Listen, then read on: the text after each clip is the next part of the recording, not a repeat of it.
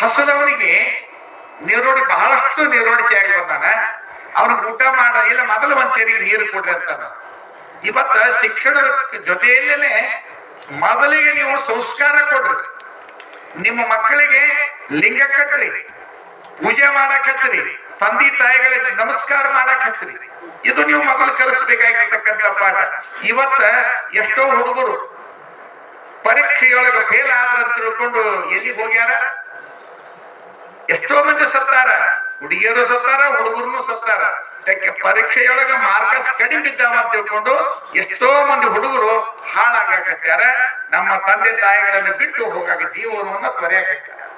ಅದಕ್ಕೆ ಇದು ಏನು ಕೊರತೆ ಅಂತಂದ್ರೆ ಶಿಕ್ಷಣದ ಕೊರತೆ ಅಲ್ಲ, ಸಂಸ್ಕಾರದ ಕೊರತೆ. ಈ ಸಂಸ್ಕಾರದ ಕೊರತೆ ನೀಗಿಸಬೇಕಾದ್ರೆ ಅದು ಜವಾಬ್ದಾರಿ ನಮ್ಮ ತಾಯಂದಿರ ಬಳಕೆ.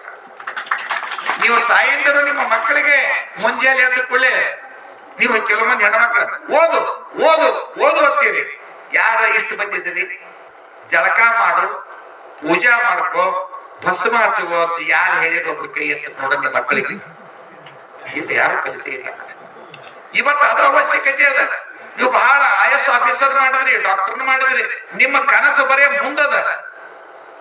ಇವತ್ತ ಹಸಿದ್ರೆ ರೊಕ್ಕನ ಇದು ಆಗೋದಲ್ಲ, ಪಟ್ಟ ತುಂಬಿಸೋದಲ್ಲ. ಮನಸ್ಸಿಗೆ ಸಮಾಧಾನ, ರೊಕ್ಕ ಅಂದ್ರೆ ಸಮಾಧಾನ. ಆದ್ರೆ ಪಟ್ಟಿ ಸಮಾಧಾನ ಆಗ್ಬೇಕಾದ್ರೆ ರೊಕ್ಕ ತಿಂತೀರಿ? ಏನ್ ತಿಂತೀರಿ? ರೊಟ್ಟಿನೇ ತಿನ್ಬೇಕಾಗ. ರೊಟ್ಟಿ ಬಿಟ್ರೆ ಏನೂ ಇಲ್ಲ.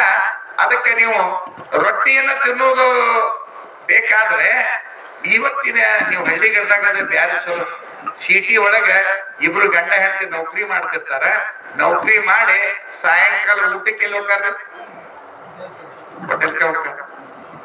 ಅದಕ್ಕೆ ಹೋಟೆಲ್ಕ ಹೋಗತಕ್ಕಂಥದ್ದು ಸಂಸ್ಕಾರ ಕೊಡಬೇಡ್ರಿ. ನಿಮ್ಮ ಮಕ್ಕಳಿಗೆ ನೀವು ಒಳ್ಳೆ ಸಂಸ್ಕಾರ ಕೊಡ್ರಿ.